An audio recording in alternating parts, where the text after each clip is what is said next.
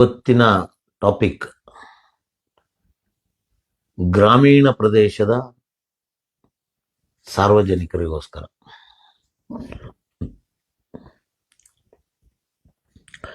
ಕಳೆದ 8 ತಿಂಗಳಿಂದ ಗ್ರಾಮೀಣ ಪ್ರದೇಶದಲ್ಲಿರುವಂತಹ ಸಾರ್ವಜನಿಕರು ಕರೆಂಟಿಗಾಗಿ ಕಣ್ಣೀರಾಗ್ತಾ ಇದ್ದಾರೆ. ಅದು ಅನ್ನರಾಮಯ್ಯ, ಬಡವರ ಬಂಧು, ದೀನ ದಲಿತರ ಮಹಾಪುರುಷ, ಹಸಿದವರ ಹೊಟ್ಟೆಗೆ ಅನ್ನ ಕೊಡುವಂತಹ ಸಿದ್ದರಾಮಯ್ಯ, ಹೆಣ್ಣು ಮಕ್ಕಳ ಪ್ರವಾಸಕ್ಕೆ ಪುಕ್ಕಟ್ಟೆ ಭಾಗ್ಯ ಕೊಟ್ಟಂತಹ ಸಿದ್ದರಾಮಯ್ಯ ಮತ್ತು ಬಡವರಿಗೆ ಅನುಕೂಲ ಆಗಲಿ ಅನ್ನುವ ಉದ್ದೇಶದಿಂದ ಗೃಹ ಜ್ಯೋತಿ ಹೆಸರಿನಲ್ಲಿ ಕರೆಂಟ್ ಕೊಟ್ಟಂತಹ ಸಿದ್ದರಾಮಯ್ಯ. ಆದರೆ ಇವತ್ತು ಗ್ರಾಮೀಣ ಭಾಗದ ಹೊಸ ನಿವೇಶನಗಳಲ್ಲಿ ಮನೆ ಕಟ್ಟುವಂಥವ್ರಿಗೆ ಮಾತ್ರ ಒಂದು ರೀತಿಯಾಗಿ ಕತ್ತಲೆ ಭಾಗ್ಯನ ಕರುಣಿಸಿದಂತಹ ಕತ್ತಲೆ ರಾಮಯ್ಯನವರಾಗಿದ್ದಾರೆ ಅಂದ್ರೆ ತಪ್ಪಾಗ್ಲಿಕ್ಕಿಲ್ಲ. ಯಾಕಂದ್ರೆ ಇವತ್ತು ಮೂಲಭೂತ ಸೌಕರ್ಯಗಳಲ್ಲಿ ಒಂದಾದಂತಹ ಅತಿ ಮುಖ್ಯವಾಗಿ ಒಂದಾದಂತಹ ವಿದ್ಯುತ್.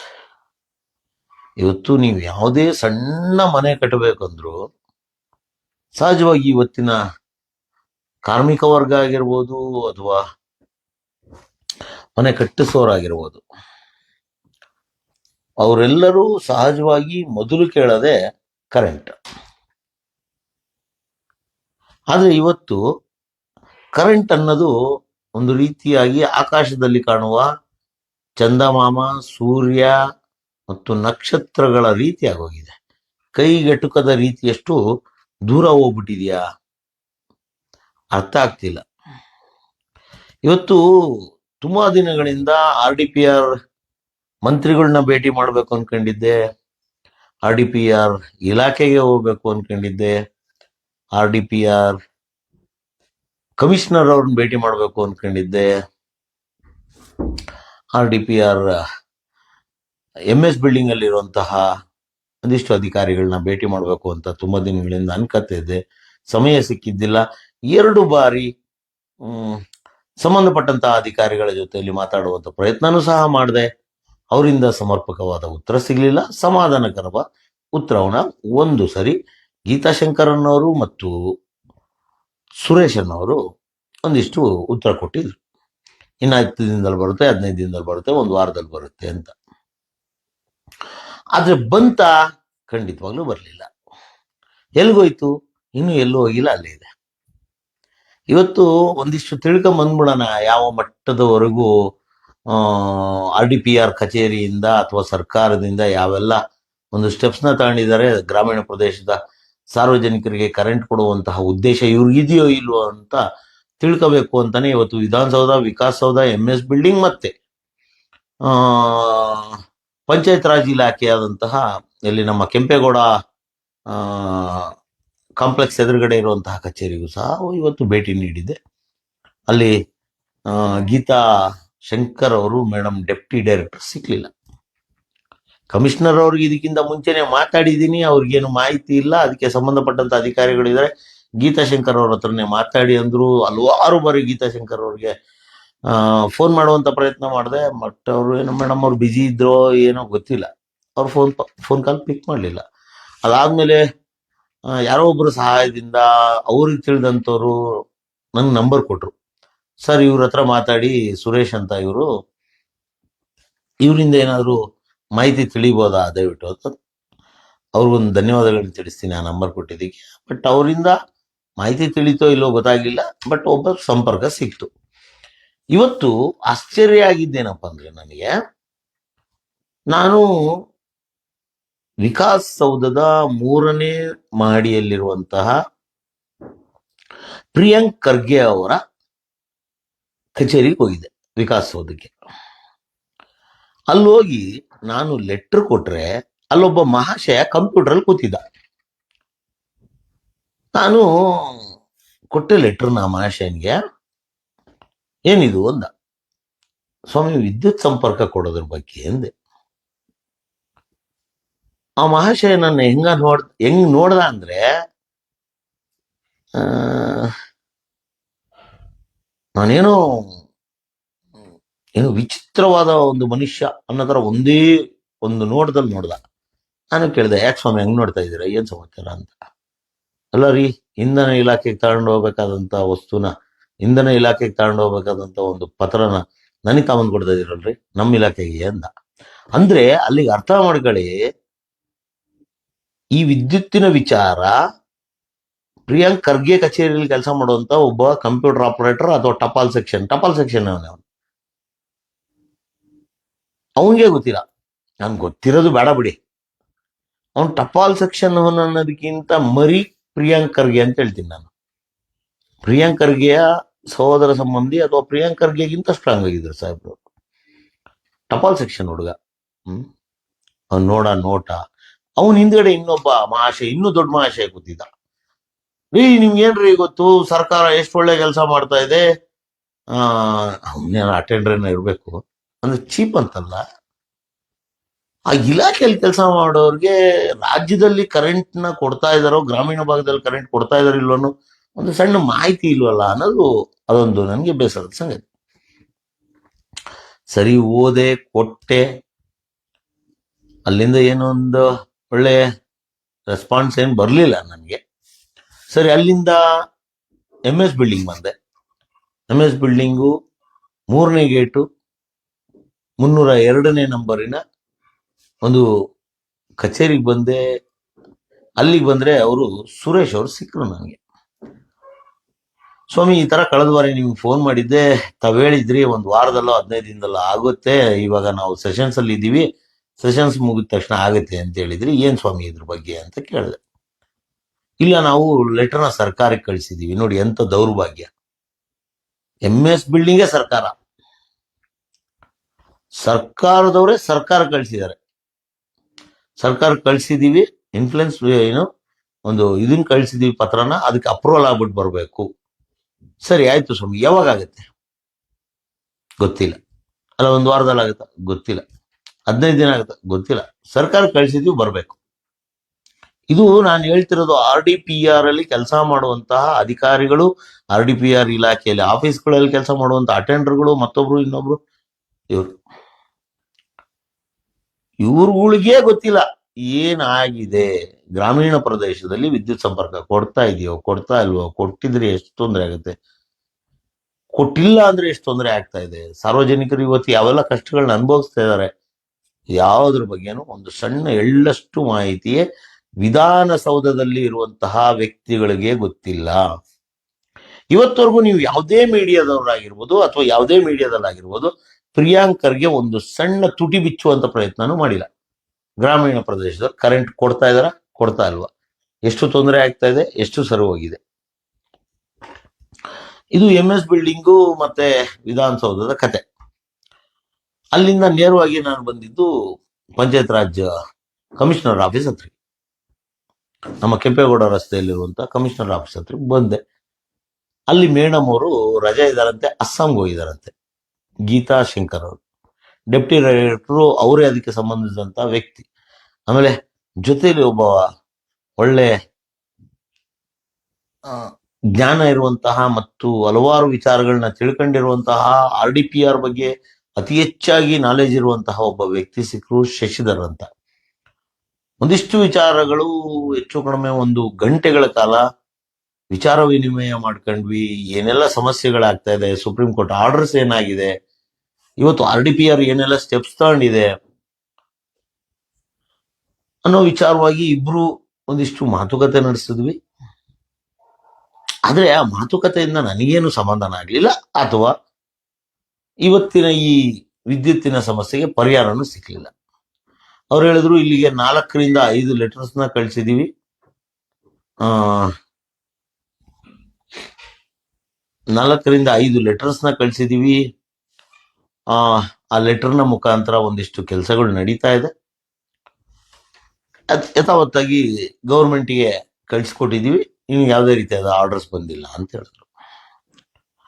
ಸ್ವಾಮಿ, ನಾನ್ ಕೇಳ್ತಾ ಇರೋದು ಇಷ್ಟೇ,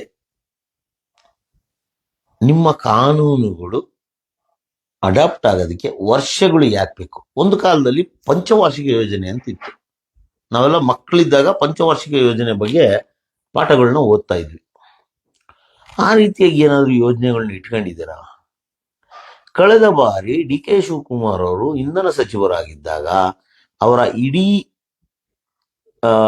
ಏನು ಇಂಧನ ಸಚಿವ ಸ್ಥಾನ ಮುಗಿದಾದ ಮೇಲೇನು ಒಂದಿಷ್ಟು ದಿನ ಆಗೋವರೆಗೂ OCCC ಕಾಟ ತಪ್ಪಿದ್ದಿಲ್ಲ. ಮತ್ತೆ ಇವರು ಇಂಧನ ಸಚಿವರು ಅಲ್ಲದಿದ್ರು ಇಂಧನ ಸಚಿವರೇ ಆಗಿ ಕೆಲಸ ಮಾಡ್ತಾರೆ. ಯಾಕಿಷ್ಟೊಂದು ಜಿದ್ದು ಸ್ವಾಮಿ ನಿಮ್ಗೆ ಗ್ರಾಮೀಣ ಭಾಗದವ್ರ ಮೇಲೆ? ಏನು ಅವ್ರು ತಪ್ಪು ಮಾಡಿರೋದೇನು? ಫ್ರೀಯ ಕರೆಂಟ್ ಹೇಳ್ತಾ ಇದಾರ? ಅಥವಾ ಗೃಹ ಜ್ಯೋತಿ ಅಡಿಯಲ್ಲಿ ಏನಾದ್ರು ಕರೆಂಟ್ ಕೊಡಿ ಅಂತ ಹೇಳ್ತಾ ಇದಾರ?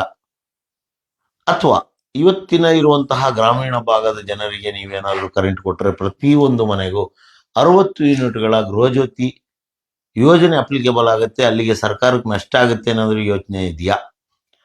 ಅಥವಾ ಕಳೆದ ಬಾರಿ ನಾನು ಹೇಳ್ದಂಗೆ ಗ್ರಾಮ ಪಂಚಾಯತಿ ಚುನಾವಣೆಯಲ್ಲಿ ಏನಾದರೂ ರಾಜಕೀಯದ ಗಿಮಿಕ್ ಇಟ್ಕೊಂಡು ಏನಾದ್ರು ಮಾಡ್ತಾ ಇದ್ದೀರಾ? ಏನ್ ನಡೆಸ್ತಾ ಇದ್ದೀರಿ?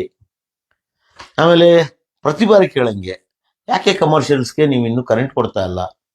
ಯಾಕೆ ನೀವು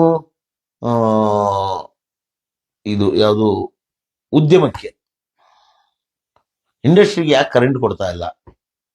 ಇದ್ರ ಹಿಂದಿರೋ ಅಜೆಂಡಾ ಏನು? ಸುಪ್ರೀಂ ಕೋರ್ಟ್ ಆರ್ಡರ್ ಏನ್ ಹೇಳಿದೆ?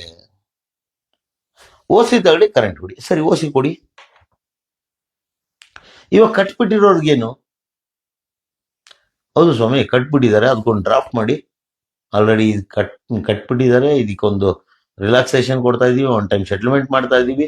ಈ ರೀತಿಯಾಗಿದೆ. ಮುಂಬರುವಂತಹ ದಿನಗಳಲ್ಲಿ ನಾವು ಎಲ್ಲವೂ ಕಟ್ಟುನಿಟ್ಟಾಗಿ ಕಾನೂನಾತ್ಮಕವಾಗಿ ಏನೆಲ್ಲ ಬೈಲಗಳಿದೆಯೋ ಅದರ ಅಡಿಯಲ್ಲಿ ಕರೆಂಟ್ ಕೊಡ್ತೀವಿ ಅಂತ ಹೇಳ್ಬಿಟ್ಟು ಸುಪ್ರೀಂ ಕೋರ್ಟ್ಗೆ ಒಂದು ಅಹವಾಲು ಕೊಡಿ. ಇದು ಯಾವ್ದ್ರಿ ಇದು? ನನಗೆ ಇನ್ನೊಂದು ಆಶ್ಚರ್ಯದ ವಿಚಾರ ಏನು ಗೊತ್ತಾ? ಪ್ರಿಯಾಂಕ್ ಖರ್ಗೆ ಅವರು ಇವತ್ತಿನವರೆಗೂ ತುಟಿ ಬಿಚ್ಚಿ ಮಾತಾಡಿಲ್ಲ ಈ ವಿಚಾರದಲ್ಲಿ. ಇಂಧನ ಸಚಿವರ ಬಗ್ಗೆ ಮಾತಾಡ್ತಿದ್ನಲ್ಲ, ಇವತ್ತಿನವರೆಗೂ ಇಂಧನ ಸಚಿವರಾಗಿರ್ಬೋದು, ಪ್ರಿಯಾಂಕ್ ಖರ್ಗೆ ಆಗಿರ್ಬೋದು, ಈ ವಿಚಾರದಲ್ಲಿ ತುಟಿ ಬಿಚ್ಚಿ ಮಾತಾಡಿಲ್ಲ. ದಯವಿಟ್ಟು ನಾನು ಹೇಳ್ತಾ ಇದ್ದೀನಿ, ಗ್ರಾಮೀಣ ಪ್ರದೇಶದವರು ನನ್ನನ್ನ ಕೇಳೋ ಬದಲು ಅಥವಾ ನಿಮ್ಮನ್ನ ನೀವು ಕೇಳ್ಕೊಳ್ಳೋ ಬದಲು ದಯವಿಟ್ಟು ಒಂದಿಷ್ಟು ವಿಡಿಯೋಗಳನ್ನಾದ್ರೂ ಮಾಡಿ ಕಳಿಸಿ. ನಿಮ್ಗೆ ತುಂಬಾ ಭಯ ಇದ್ದಂಗಿದೆ ಕರೆಂಟ್ ಕೊಡಲು. ಯಾರಪ್ಪನ ಗಂಟಲ್ಲ ರೀ ಕರೆಂಟು, ಯಾರಪ್ಪನ ಗಂಟಲ್ಲ. ಕೊಡಬೇಕು, ಕೊಡ್ತಾರೆ. ಏನು ಮಾಡಬಾರದು ಅಪರಾಧ ಏನು ಮಾಡಿಲ್ಲ ನೀವು. ನಾವು ಕೇಳ್ತಾ ಇರೋದು ಇಷ್ಟೇ, ಕಳೆದ 50 ವರ್ಷಗಳಿಂದ ಇಲ್ದಿರುವ ಕಾಳಜಿ ಇವತ್ತು ನಿಮ್ಗೆ ಬಂದಿದೆ. ಗುಡ್, ವೆಲ್ ಅಂಡ್ ಗುಡ್, ತುಂಬಾ ಒಳ್ಳೇದು. ನಾವು ಅದ್ರ ಬಗ್ಗೆ ಏನು ಎರಡು ಮಾತಾಡ್ತಾ ಇಲ್ಲ. ಸುಪ್ರೀಂ ಕೋರ್ಟ್ ಹೇಳಿದ್ಮೇಲೆ ನಿಮ್ ಜ್ಞಾನೋದಯ ಆಗಿರೋದು ಇನ್ನೂ ಒಳ್ಳೇದು. ಯಾಕಂದ್ರೆ ನಿಮಗೆ ಸರ್ಕಾರದಲ್ಲಿ ಕೂತಿರೋರ್ಗಾಗಿರ್ಬೋದು, ಸರ್ಕಾರಿ ಅಧಿಕಾರಿಗಳಾಗಿರ್ಬೋದು, ನಿಮಗೆ ಕನಿಷ್ಠ ಪ್ರಜ್ಞೆ ಇದ್ದಿದ್ರೆ ನೀವು ಅವತ್ತಿನ ಕಾಲಮಾನದಲ್ಲಿ 76ರಲ್ಲಿ ನೀವೇನು ಬೈಲತಾ ಬಂದ್ರಲ್ಲ, ಅವತ್ತಿನ ದಿನನೇ ಪ್ರಾರಂಭ ಮಾಡ್ತಿದ್ರಿ ಈ ರೀತಿಯ ಮನೆಗಳನ್ನ ಕಟ್ಟಬಾರ್ದು ಅಂತ. ಅದರ ದೌರ್ಭಾಗ್ಯ 2025ಕ್ಕೆ ಸುಪ್ರೀಂ ಕೋರ್ಟ್ 2024ಕ್ಕೆ ನಿಮಗೆ ಚಾಟಿ ಬೀಸಿದ್ಮೇಲೆ ಎಚ್ಚರ ಆಯ್ತು. ಕುಂಭಕರ್ಣರ ತರ ನಿದ್ದೆ ಮಾಡ್ತಾ ಇದ್ರಿ, ಇವಾಗ ಇದಕ್ಕಿದಂಗೆ ಎಚ್ಚರ ಆಗೋಯ್ತು. ಹೌದು, ಇನ್ನು ಮೇಲಿಂದ ಸ್ಟ್ರಿಕ್ಟ್ ಆಗಿ ರೂಲ್ಸ್ ಫಾಲೋ ಮಾಡ್ಬೇಕು. ನಾನು ಇವತ್ತು ರಾಜ್ಯ ಸರ್ಕಾರನ ಕೇಳ್ತೀನಿ, ಸುಪ್ರೀಂ ಕೋರ್ಟ್ ಆರ್ಡರ್ ಇದೆ, ಹೈವೇ, ನ್ಯಾಷನಲ್ ಹೈವೇ ಅಕ್ಕಪಕ್ಕದಲ್ಲಿ ಅಥವಾ ಸ್ಟೇಟ್ ಹೈವೇ ಅಕ್ಕಪಕ್ಕದಲ್ಲಿ 100 ಮೀಟರ್ನ ಅಂತರದಲ್ಲಿ ಬಾರ್ ಅಂಡ್ ರೆಸ್ಟೋರೆಂಟ್ಸ್ ಇರಬಾರ್ದು ಅಂತಿದೆ. ಕಾಪಾಡ್ತಾ ಇದ್ದೀರಾ? ಇದೇ ಸುಪ್ರೀಂ ಕೋರ್ಟ್ ಆರ್ಡರ್ ಇದೆ, ಶಾಲಾ ಕಾಲೇಜುಗಳ ಆವರಣದ 100 ಮೀಟರ್ಗಳ ದೂರದಲ್ಲಿ ಯಾವುದೇ ರೀತಿಯಾದ ಮಾದಕ ವಸ್ತುಗಳ ಮಾರಾಟ ಮಾಡಬಾರದು ಅನ್ನೋದಿದೆ. ನೀವು ಮೇಂಟೈನ್ ಮಾಡ್ತಾ ಇದ್ದೀರಾ? ಇವತ್ತು ಎಲ್ಲಾ ಕಾನೂನುಗಳು ಬರೀ ಸಾರ್ವಜನಿಕರಿಗೆ ಮಾತ್ರನಾ? ನಾನು ಇವತ್ತು ರಾಜ್ಯ ಸರ್ಕಾರನ ಪ್ರಶ್ನೆ ಮಾಡ್ತಾ ಇದ್ದೀನಿ, ನಿಮ್ಮ ಒಂದು ಯೋಜನೆ ಅಡಿಯಲ್ಲಿ ಮಾಡುವ ಮೋರಿಗಳು, ಅದು ಗ್ರಾಮೀಣ ಭಾಗದಲ್ಲಾಗಿರ್ಬೋದು, ನಗರ ಪ್ರದೇಶದಲ್ಲಾಗಿರ್ಬೋದು, ಯಾವುದೇ ಭಾಗದಲ್ಲಾಗಿರಲಿ, ನೀವು ಮಾಡುವಂತಹ ಮೋರಿಗಳು, ನೀವು ಮಾಡುವಂತಹ ರಸ್ತೆಗಳು, ನೀವು ಮಾಡಿಸುವಂತಹ ಬೇರೆ ಬೇರೆ ಯೋಜನೆಗಳಲ್ಲಿ ಎಷ್ಟು ಪ್ರಮಾಣದ ಪ್ರಾಮಾಣಿಕತೆಯಿಂದ ಕೆಲಸ ಮಾಡಿಸ್ತೀರಿ, ಅದು ಸಾರ್ವಜನಿಕರಿಗೆ ಎಷ್ಟು ಅನುಕೂಲ ಮತ್ತು ಅನಾನುಕೂಲ. ಇವತ್ತು ಸೇಫ್ಟಿ ವಿಚಾರ ಆಗಿರ್ಬೋದು, ಇನ್ನೊಂದು ಮತ್ತೊಂದು ವಿಚಾರದಲ್ಲಿ ನೀವು ಸೆಟ್ ಬ್ಯಾಕ್ ಬಿಟ್ಟು ಮನೆ ಕಟ್ಟಬೇಕು, ಇದೇ ಕಾನೂನು ನಡೀಲಿ ಮನೆ ಕಟ್ಟಬೇಕು, ನೀವು ಜಾಸ್ತಿ ಕಟ್ಟಿದ್ರೆ ನಿಮ್ಗೆ ನೀರು, ರಸ್ತೆ, ಪಾರ್ಕಿಂಗ್ ಸವಲತ್ತು ಕೊಡಕ್ಕಾಗಲ್ಲ ಅಂತ ಕೃಷ್ಣ ಬೈರೇಗೌಡರು ಮೊನ್ನೆ ಹೇಳಿದ್ರು ಹೋದ ಬಾರಿ. ತುಂಬಾ ಅದ್ಭುತ ಇವರು. ಅಪಾರ್ಟ್ಮೆಂಟ್ಗಳಲ್ಲಿ 100, 200, 300, 500 ಶೋಭಾ ಅಪಾರ್ಟ್ಮೆಂಟ್ಸ್ ಅವ್ರು ಕಟ್ಟೋದು. ಅವ್ರಿಗೆಲ್ಲ ನಿಮ್ಗೆ ಕೊಡೋದಕ್ಕೆ ಸುಲಭ. ನೀರಾಗಿರ್ಬೋದು, ಮೋರಿ ಆಗಿರ್ಬೋದು, ರಸ್ತೆ ಆಗಿರ್ಬೋದು, ಕರೆಂಟ್ ಆಗಿರ್ಬೋದು. ಇವತ್ತು ಅಪಾರ್ಟ್ಮೆಂಟ್ಗಳು ಒಂದೇ ಜಾಗದಲ್ಲಿ ಕಟ್ಟೋದ್ರಿಂದ ಎಷ್ಟು ಟ್ರಾಫಿಕ್ ಜಾಮ್ ಆಗುತ್ತೆ, ಅದ್ರ ಬಗ್ಗೆ ನೀವು ಮಾತಾಡಬೇಡಿ. ಒಂದೇ ಜಾಗದಲ್ಲಿ ಎಷ್ಟು ಒಂದು ಜನಬೀಡಿ ಪ್ರದೇಶ ಆಗುತ್ತೆ, ಅದ್ರ ಬಗ್ಗೆ ನೀವು ಮಾತಾಡಬೇಡಿ. ಕರೆಂಟ್ ನ ಕೊಡೋದಕ್ಕೆ ಎಷ್ಟೆಲ್ಲ ರೋಡ್ ಅಗಿಬೇಕು, ಎಷ್ಟೆಲ್ಲ ಕೇಬಲ್ಗಳು ಹಾಕ್ಬೇಕು, ಅದಕ್ಕೆ ಎಷ್ಟಾಗುತ್ತೆ. ಅವರು ದೊಡ್ಡ ದೊಡ್ಡ ಬಿಲ್ಡರ್ಸ್ಗಳು, ಹಂಗಾಗಿ ಅವ್ರಿಗೇನು ತೊಂದರೆ ಕೊಡಲ್ಲ. ನೀವೆಲ್ಲ ಸವಲತ್ತುಗಳನ್ನ ಕೊಡ್ತೀರಾ. ಇಲ್ಲಿ ಯಾವನೋ ಚಿಕ್ಕ ಪುಟ್ಟ ಮನೆ ಕಟ್ಟಿ ಒಂದು 3 ಫ್ಲೋರ್ 5 ಫ್ಲೋರ್ ಕಟ್ಬಿಟ್ರೆ ನಿಮ್ಗೆ ಎಲ್ಲಿಲ್ಲದ ನೋವುಗಳು ಸ್ಟಾರ್ಟ್ ಆಗ್ಬಿಡ್ತದೆ. ಅವಾಗ ಕರೆಂಟ್ ಕೊಡೋದು ಪ್ರಾಬ್ಲಮ್ಮು, ರೋಡ್ ಕೊಡೋದಕ್ಕೂ ಪ್ರಾಬ್ಲಮ್ಮು, ನಿಮ್ಗೆ ಕರೆಂಟ್ ಕೊಡೋದು ಪ್ರಾಬ್ಲಮ್ಮು, ನೀರು ಕೊಡೋದು ಪ್ರಾಬ್ಲಮ್ಮು, ಮೋರಿ ಮಾಡೋದು ಪ್ರಾಬ್ಲಮ್ಮು, ಪಾರ್ಕಿಂಗ್ ಪ್ರಾಬ್ಲಮ್ಮು, ಎಲ್ಲ ಪ್ರಾಬ್ಲಮ್ ಬಂದ್ಬಿಡ್ತದೆ. ಆಯ್ತು ಸ್ವಾಮಿ, ನಿಮ್ಮ ಅಧಿಕಾರಿಗಳು ಏನ್ ಕತ್ತೆ ಕಾಯ್ತಾ ಇದಾರ? ನಾನು ಫಸ್ಟಿಂದ ಇದನ್ನೇ ಕೇಳ್ತಾ ಇದ್ದೀನಿ. ನಿಮ್ಮ ಅಧಿಕಾರಿಗಳು ಲಿಟ್ರಲಿ ಕತ್ತೆ ಕಾಯ್ತಾ ಇದಾರ? ಏನ್ ಮಾಡ್ತಾ ಇದ್ರು? ಇವತ್ತು ಒಂದು ಗ್ರಾಮೀಣ ಭಾಗದಲ್ಲಿ ಸರಿಸುಮಾರು 1,000ದಿಂದ 1,500 ಮನೆಗಳು ಇರ್ಬೋದು. ಮ್ಯಾಕ್ಸಿಮಮ್ 1,000ದಿಂದ 1,500ರಿಂದ 2,000ನೇ ಮನೆ ಐತೆ ಅಂತ ಇಟ್ಕೊಂಡ್ಬಿಡೋಣ ತಳಿ. ಓಲ್ ಅಂಡ್ ಸೋಲ್ 2,000 ಮನೆ ಇದೆ ಒಂದೊಂದು ಒಂದೊಂದು ಗ್ರಾಮದಲ್ಲಿ. ಗ್ರಾಮ ಪಂಚಾಯತ್ ವ್ಯಾಪ್ತಿ ಅಲ್ಲ, ಒಂದೊಂದು ಗ್ರಾಮದಲ್ಲಿ 2,000 ಮನೆಗಳಿದೆ ಅಂತ ಹೇಳ್ತಾರೆ. ಏನು 2,000 ಮನೆಗಳು ಒಟ್ಟಿಗೆ ಹೊಡೆದಾಕಿ ಒಟ್ಟಿಗೆ ಕಟ್ತಾ ಇದಾರ? ಇಲ್ಲ. ಮಹಾ ಅಂದ್ರೆ ಇಡೀ ಗ್ರಾಮಕ್ಕೆ 50ರಿಂದ 100 ಮನೆ ಕಟ್ತಾರೆ ಅಂತ ಇಟ್ಕೊಳ್ಳೋಣ. ನಿಮ್ PDO ಏನ್ ಮಾಡ್ತಾನೆ? ನಿಮ್ಮ PDO ಕೈಗಡೆ ಕೆಲಸಗಳು ಅಂತ ವಾಟರ್ ಮ್ಯಾನ್ ಏನ್ ಮಾಡ್ತಾನೆ? ಅವನ್ ಯಾಕೆ ಸೂಪರ್ವೈಸಿಂಗ್ ಮಾಡಲ್ಲ? ಅವನು ಮನೆ ಕಟ್ತಾ ಇದ್ದಾನೆ ಒಬ್ಬ ಸಾರ್ವಜನಿಕ ಅಂದ್ರೆ ಅವ್ನಿಗೆ ಹೋಗಿ ಯಾಕೆ ಮಾಹಿತಿ ನೀಡಲ್ಲ?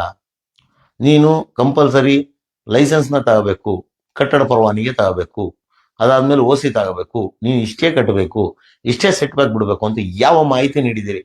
ಇವತ್ತು ರಾಜ್ಯ ಸರ್ಕಾರಕ್ಕಾಗಿರ್ಬೋದು, ಸಂಬಂಧಪಟ್ಟಂತ ಇಲಾಖೆಗಳಾಗಿರ್ಬೋದು, ಅಥವಾ ಎಸ್ಕಾಂಗಳಿಗಾಗಿರ್ಬೋದು, ನಾನು ನೇರವಾಗಿ ಪ್ರಶ್ನೆ ಮಾಡ್ತಾ ಇದ್ದೀನಿ. ನೀವು ಇವತ್ತಿನವರೆಗೂ ಸಾರ್ವಜನಿಕರಿಗೆ ಯಾವೆಲ್ಲ ಮಾಹಿತಿಗಳನ್ನ ಕೊಟ್ಟು ಅವ್ರನ್ನ ಎಜುಕೇಟ್ ಮಾಡಿದ್ದೀರಾ?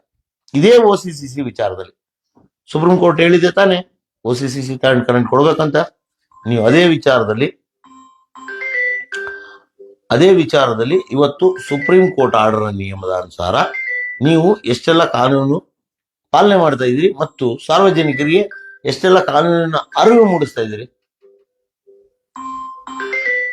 ನಯಾ ಪೈಸಾ ಕಾನೂನಿನ ಅರಿವು ಮೂಡಿಸ್ತಾ ಇಲ್ಲ ನೀವು. ಎಲ್ಲಾದ್ರೂ ಒಂದು ಇವತ್ತು ನನಗೆ ಶಶಿಧರ್ ಅವರು ಹೇಳಿದ್ದು, ಇಲ್ಲ ನಾವು ವೆಬ್ಸೈಟ್ ಅಲ್ಲೆಲ್ಲ ಹಾಕಿದೀವಿ ಅಂತ. ಸರ್, ವೆಬ್ಸೈಟ್ ಎಲ್ಲರೂ ನೋಡಲ್ಲ ಸರ್. ಅಥವಾ ಇವತ್ತು ಸೋಷಿಯಲ್ ಮೀಡಿಯಾದಲ್ಲಿ ಹಾಕಿದೀವಿ, ಸೋಷಿಯಲ್ ಮೀಡಿಯಾದಲ್ಲಿ ಎಲ್ಲರೂ ನೋಡಕ್ ಆಗದೆ ಇರ್ಬೋದು ಸರ್. ನೀವು ಫಿಸಿಕಲಿ ಏನೆಲ್ಲ ಮಾಹಿತಿಗಳನ್ನ ಕೊಟ್ಟಿದ್ದೀರಿ? ಇವತ್ತು ಟಿವಿಗಳಲ್ಲಿ ಏನೆಲ್ಲ ಪ್ರಚಾರ ಕೊಟ್ಟಿದ್ದೀರಿ? ರೇಡಿಯೋದಲ್ಲಿ ಏನೆಲ್ಲ ಪ್ರಚಾರಗಳು ಕೊಟ್ಟಿದ್ದೀರಿ?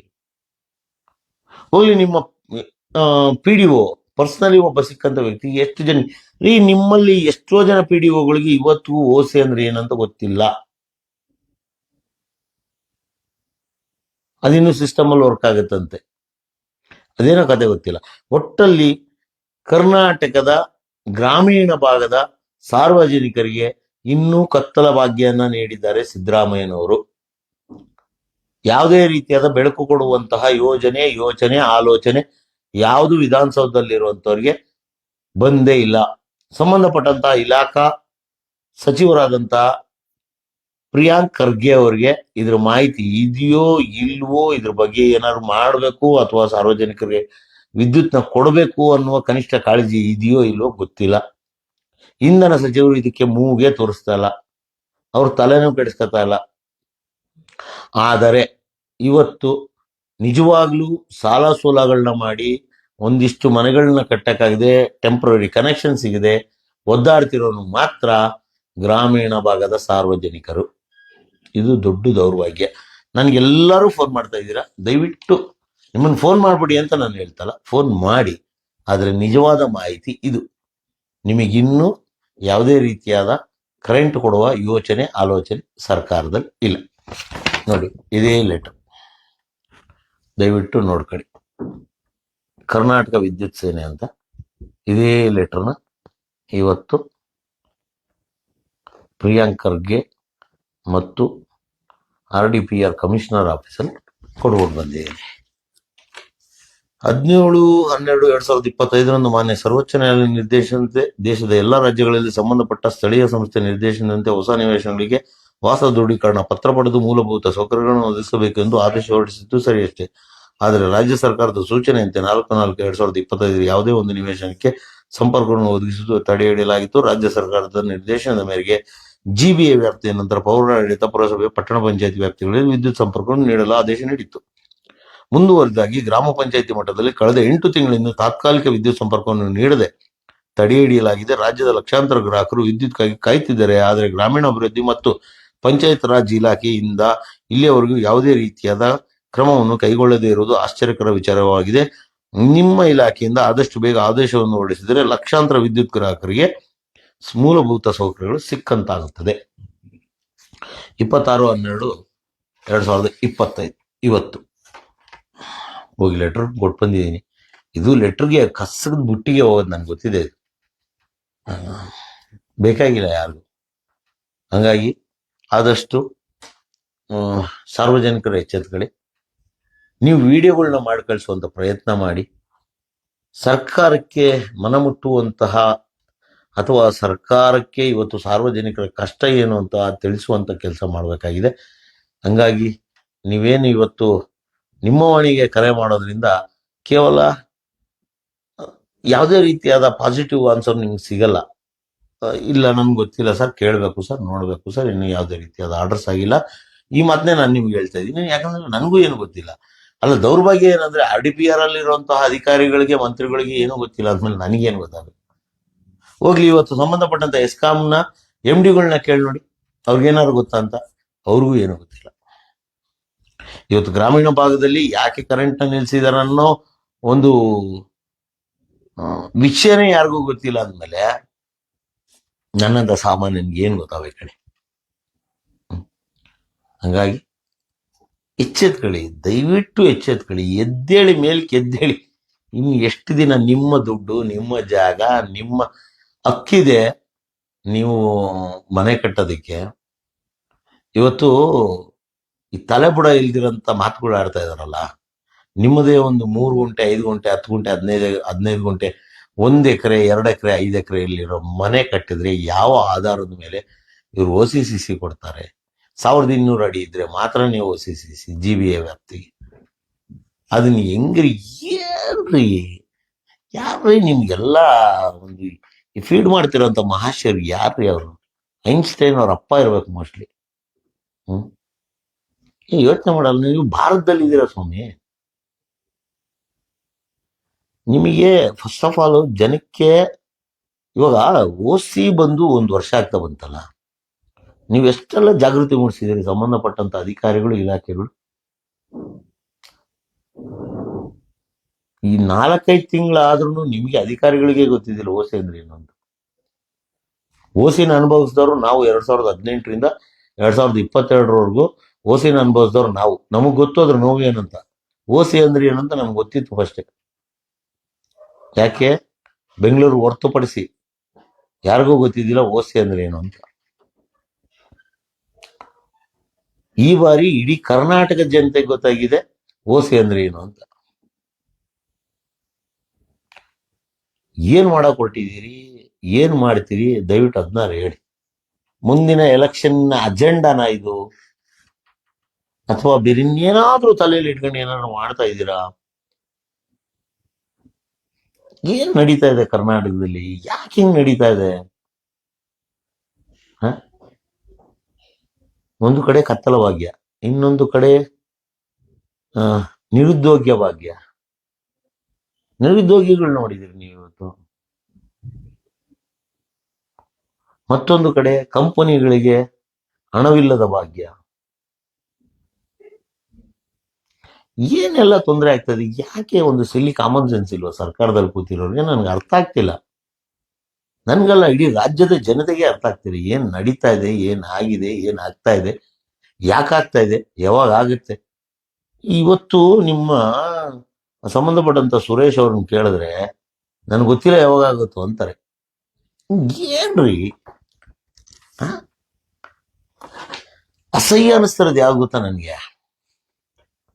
ವಿರೋಧ ಪಕ್ಷದಲ್ಲಿ ಕೂತಿರುವಂತಹ ಬಿಜೆಪಿ ನಾಯಕರ ಮೇಲೆ ಅತಿ ಕೆಟ್ಟ ಅಸಹ್ಯ ಬರ್ತಾ ಇದೆ ನನಗೆ. ಯಾಕ್ರಿ ಕೂತಿದ್ದೀರ ನೀವೆಲ್ಲ ವಿರೋಧ ಪಕ್ಷದಲ್ಲಿ? ಏನ್ರಿ ನಿಮ್ಗೆಲ್ಲ ಬಂದಿರೋದು? ಬಾಯ್ ತೆಗೆದು ಮಾತಾಡ್ರಿ. ಯಾಕೆ ಸರ್ಕಾರನ ಎದುರಿಸ ತಾಕತ್ತಿಲ್ವೇನ್ರಿ? ನೀವೆಲ್ಲ ವಿರೋಧ ಪಕ್ಷದಲ್ಲಿ ಕೂತಿದ್ದೀರಲ್ಲ, ಸರ್ಕಾರದಲ್ಲಿ ಕೂತಿರೋರ್ನ ಎದುರ್ಸಕ್ಕಾಗಲ್ವಾ? ಇದೇ ಸಿದ್ದರಾಮಯ್ಯನವರು ಕಳೆದ ಬಾರಿ ವಿರೋಧ ಪಕ್ಷದ ನಾಯಕರಾದಾಗ ವಿಧಾನಸೌಧದ ಬಾಗಿಲನ್ನೇ ಒದ್ದು ಒಳಗಡೆ ಹೋದವರು, ಅವ್ರನ್ನೇನು ಮಾಡಕ್ಕಾಗ್ಲಿಲ್ಲ. ಯಾಕೆ ನಿಮ್ದೇನಾದ್ರು ಸಿಡಿಗಳು ಇದೆಯಾ? ಅದಕ್ಕೆ ಭಯ ಪಡ್ತಾ ಇದ್ದೀರಾ? ಏನ್ರಿ ಕರ್ಮ ಇದು? ಕನ್ನಡ ಜನತೆ ಒಂದು ಕಡೆ ಸರ್ಕಾರ, ಇನ್ನೊಂದು ಕಡೆ ವಿರೋಧ ಪಕ್ಷ, ಯಾರ ಮೇಲೆ ರೀ ಭರವಸೆ ಇಡ್ಬೇಕು? ನಾಳೆ ದಿನ ನಿಮ್ಗೆ ಓಟ್ ಹಾಕ್ತಾರೇನ್ರಿ? ನಿಮ್ ಇಬ್ರು ಮಕ್ಕಳು ನೋಡಿಕೊಂಡು ಜನ ಈ ಸರ್ಕಾರ ಸರಿ ಇಲ್ಲ ಅಂದ್ರೆ ಆ ಸರ್ಕಾರನ ತರೋಣ ಅಂದ್ರೆ, ಈ ಪಕ್ಷ ಸರಿ ಇಲ್ಲ ಆ ಪಕ್ಷ ತರೋಣ ಅಂದ್ರೆ, ನೀವ್ ಏನ್ರಿ ಮಾಡ್ತಾ ಇದ್ದೀರಾ? ಏನ್ ಮಾಡ್ತಾ ಇದ್ದೀರಿ?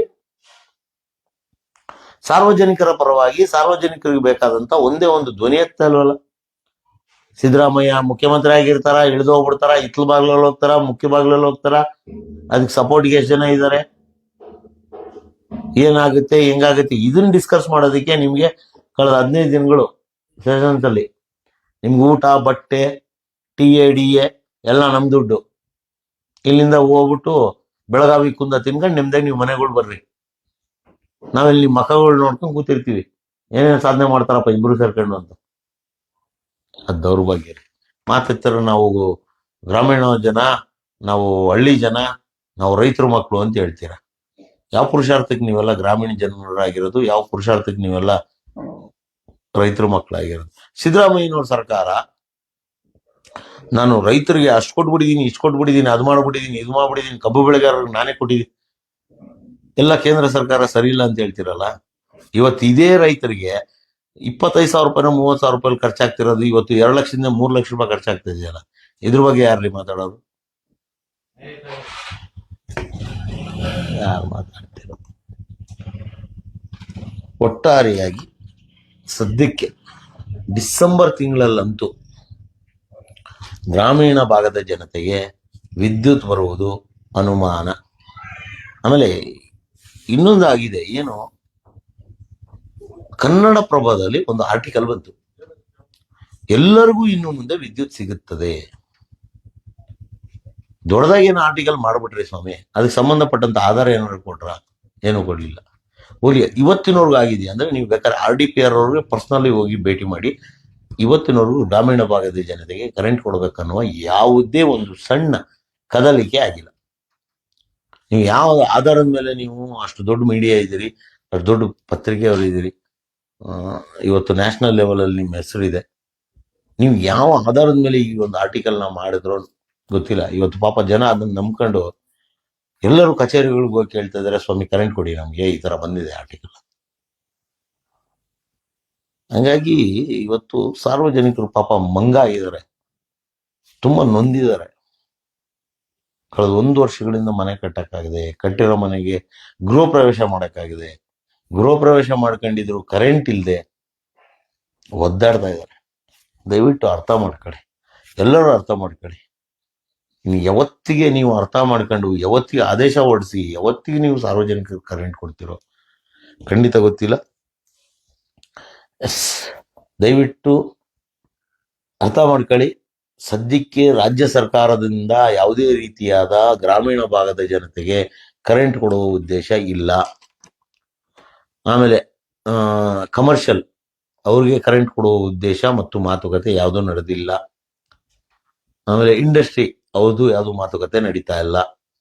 ಮತ್ತೊಂದು 30-40 ಅಬೌವ್, ಏನು 70/30 ಇದೆ, 50/30 ಇದೆ, 60-40 ಇದೆ, ಈ ತರದ್ದು ಆ ತರ ಸೈಟ್ನವ್ರಿಗೂ ಯಾವುದೇ ರೀತಿಯಾದ ಕಾನೂನಿನ ಬಗ್ಗೆ ಆಗ್ಲಿ ಮಾತುಕತೆ ಆಗ್ಲಿ ನಡೆದಿಲ್ಲ. ನಡೀತಾ ಇಲ್ಲ ಸದ್ಯಕ್ಕೆ. ಹಂಗಾಗಿ ಇವತ್ತಿನ ಸದ್ಯದ ಪರಿಸ್ಥಿತಿ ಏನಪ್ಪಾ ಅಂದ್ರೆ ಜಿ ಬಿ ಎ ಹೊರತಾಗಿ ಗ್ರಾಮೀಣ ಪ್ರದೇಶನ ಬಿಟ್ಟು 2030 G+2 Street+3 ಇವ್ರಿಗೆ ಮಾತ್ರನೇ ಕರೆಂಟ್ ಕೊಡ್ತಾರೆ. ಅದ್ರ ಮೇಲೆ ಟ್ಯಾಂಕ್ ರೂಮ್ ಕಟ್ಕೊಂಡಿರೋರಿಗೆ ಕರೆಂಟ್ ಕೊಡ್ತಾ ಇಲ್ಲ. ದಯವಿಟ್ಟು ಯಾರಾದರೂ ಟ್ಯಾಂಕ್ ರೂಮ್ ಕಟ್ತಿದ್ರೆ ದಯವಿಟ್ಟು ಅವಾಯ್ಡ್ ಮಾಡಿ, ಟ್ಯಾಂಕ್ ರೂಮ್ನ ಕಟ್ಟಬೇಡಿ. ಕೇವಲ ಟ್ಯಾಂಕ್ ಮಾತ್ರ ಬೇಕಾದಂಥದನ್ನ ಇದನ್ನ ಕಟ್ಟಿ, ಮೋಲ್ಡ್ ಕಟ್ಟಿ ಅಷ್ಟೇ. ಅದಕ್ಕೆ ಗೋಡೆ ಕಟ್ಬಿಡಿ. ಗೋಡೆ ಕಟ್ಟಿದ್ರೆ ಮತ್ತೆ ಕರೆಂಟ್ ಕೊಡಲ್ಲ. ಹಾಗಾಗಿ ದಯವಿಟ್ಟು ಎಚ್ಚೆತ್ಕೊಳ್ಳಿ, ಆದಷ್ಟು ನೋಡ್ಕೊಂಡು ಮನೆಗಳು ಕಟ್ಟಿ. ಸದ್ಯದ ಪರಿಸ್ಥಿತಿ ಅಂತೂ ಒಂದು ರೀತಿಯಾಗಿ ಕರ್ಫ್ಯೂ ಅನ್ಬೋದು, ಇದನ್ನ ಕರೆಂಟ್ ಕರ್ಫ್ಯೂ ಅನ್ಬೋದು. ಹುಷಾರಾಗಿ ಜಾಗೃತರಾಗಿ ಮನೆ ಕಟ್ಟಿ. ಯಾಕಂದ್ರೆ ಇವತ್ತು ಕೋಟ್ಯಾಂತರ ರೂಪಾಯಿ ಲಕ್ಷಾಂತರ ರೂಪಾಯಿ ದುಡ್ಡುಗಳನ್ನ ಸುರಿದು ನೀವು ಮನೆಗಳನ್ನ ಕಟ್ತಾ ಇದ್ದೀರಾ. ಆ ಬಾಧೆ, ಆ ನೋವು ನಿಮ್ಗೆ ಗೊತ್ತು. ಒಂದಿಷ್ಟು ಏನಂತಾರ ಅವ್ರ ಅಧಿಕಾರಿಗಳನ್ನ, ತಲೆಕೆಟ್ಟ ಅಧಿಕಾರಿಗಳು ಅಂತ ಹೇಳ್ತಾರೆ. ಮನೆ ಹೊಡ್ಕೊಂಬ, ಅದ್ ಮೇಲ್ಗಡೆ ಕಟ್ಟರೆ ರೂಮ್ ಹೊಡೆದ್ಬಿಡು, ಬಂದ್ ಕರೆಂಟ್ ಕೊಡ್ತೀನಿ. ನಿನಗೇನ ಹೋಗ್ಬೇಕು? ಮೇಲ್ಗಡೆ ರೂಮ್ ಹೊಡೆದ್ಬಿಡು, ನೀನ್ ನೋಡಿ ನೋಡೋಣ ನೀನ್ ಕಟ್ಟಿರೋ ಮನೆ. ಅದು ನೀವು ಕೊಡೋರಲ್ಲ, ಹೊಡಿಯೋರೆ ನೀವು. ಮಾನ ಮರ್ಯಾದೆ ಇರ್ಬೇಕು ಸಜೆಷನ್ ಕೊಡುವಾಗ. ಒಂದಿಷ್ಟು ಅರ್ಥ ಮಾಡ್ಕೊಳ್ಳಿ. ದಯವಿಟ್ಟು ಸಾರ್ವಜನಿಕರು ಎಚ್ಚೆತ್ಕೊಳ್ಳಿ. ಮುಂದಿನ ದಿನಗಳಲ್ಲಿ ಇದಕ್ಕೆ ನಿರ್ಧಾರ ಆಗಿಲ್ಲ, ನೀವು ಇದೇ ರೀತಿಯಾಗಿ ಮೌನವನ್ನೇ ಪಾಟಿಸ್ತಾ ಇದ್ರೆ ಇನ್ನು 10 ವರ್ಷ ಆದ್ರೂ ನಿಮ್ಗೆ ಕರೆಂಟ್ ಕೊಡಲ್ಲ. ಧನ್ಯವಾದಗಳು.